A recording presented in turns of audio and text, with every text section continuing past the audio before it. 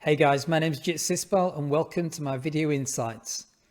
I've had the privilege of working in the telecoms industry for the last 25 years, and during that time I've worked with some exceptional individuals. I've been harboring this notion of getting these individuals to come and share their insights, the nuggets of experience that have held them in good stead throughout their careers, and in turn to share those with you so that you can incorporate the ones that resonate most and be the best that you can be. I'm passionate about business transformation and especially creating high performance teams. And these are the individuals that are actively doing it. They're not tutors, they're not trainers, they're working in the industry today. And irrespective of which job function you're in, just be the best that you can be. And I hope you find it really useful. Okay, thanks guys. Take care.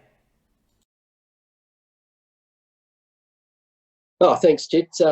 Welcome to sunny Dubbo in the central west of New South Wales, and long way away from JIt.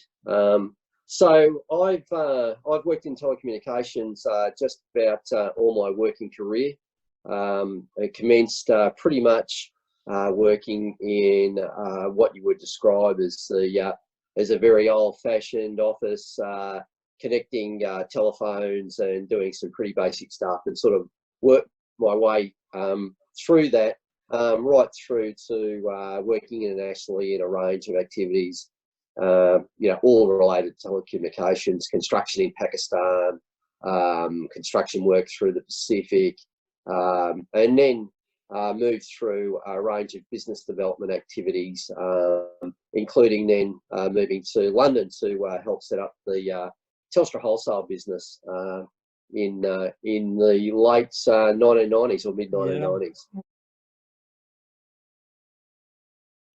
So these nuggets I've been using for nearly 30 years, and jointly developed. I'll take some joint ownership of the development of these words of wisdom from one of my old managers, Boyd Fawkes. So I think the first one is, how do you adapt to change? And these are really, really simple rules. So one way to adapt to change is actually make sure you're friends with everyone. And I think that's been really useful, because a lot of times, people can resent change or they resist change. And I think this really simple rule that friends with everyone, seek people out,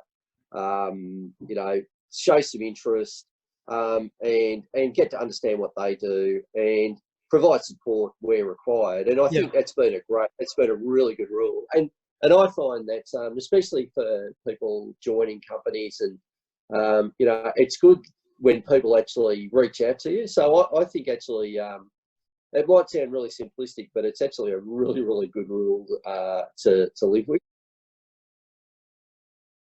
Next one is strength through flexibility. And I think unless you're really prepared to be flexible, do things that, learn things, implement things that you might not be that comfortable with, but make sure that you don't get at a stage where, it's all too hard, or, you can't achieve something. And I think, in London, we developed, complex system. Sure, it wasn't a fancy Oracle or relational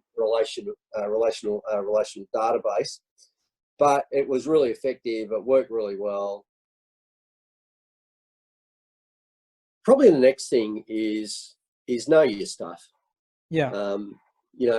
If you're not comfortable, or you don't feel as though you've got the knowledge base. I mean, I remember, the people I worked with during that period of time, we all had, if we had an issue, had a problem, we went back to theory. We had a fantastic business library, and nowadays it's so much easier with all the learning and development opportunities through webinars and through online learning and things of that nature. But if you really want to research something, and you need a place to start, and you're struggling, hit the books, hit the net, do your research, understand the issue, and just get to know your stuff.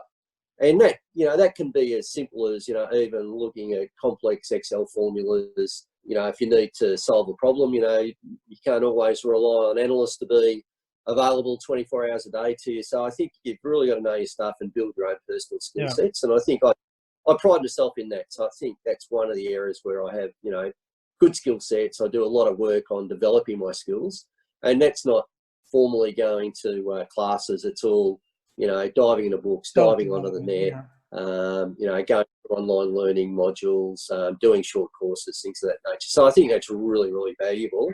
And especially as you're starting to work through, your career. If reflect back to when we worked together, I remember the application of science. I came out of university, I had a degree, I had a master's. So I felt that I had that good academic grounding for my career. But I think you were the first person that I really saw putting those academic skills into real practice in an industry setting, right?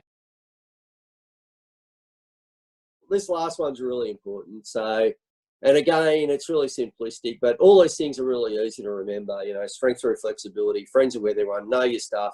And the last one is do what your boss tells you to do. Yeah. And it's that's not a flippant comment.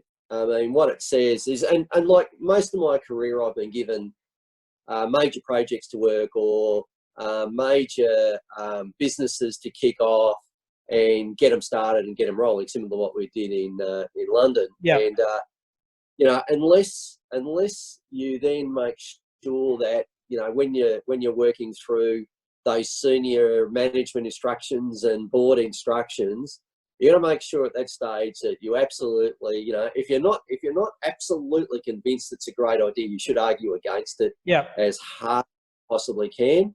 You should try and make sure that you I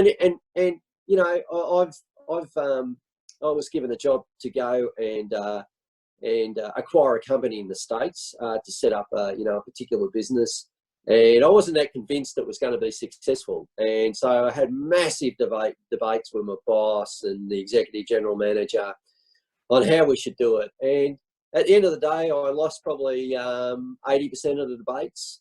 But once I'd lost the debates, the one thing I did have is I had absolute clarity on what the expectations were, and that's really important. So you can't go into major opportunities and major projects without really understanding what the expectations of your management and board are.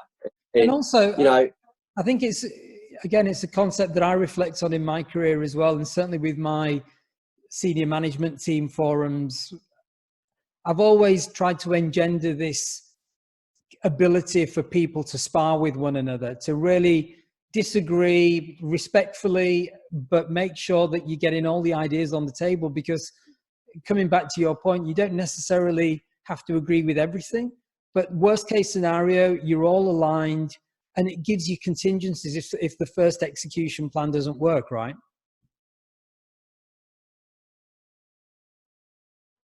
Okay, friends with everyone, strength through flexibility, know your stuff, and do what your boss tells you to do. Brilliant. And I think if I reflect on my experiences of working with you, Pete, that is all wrapped with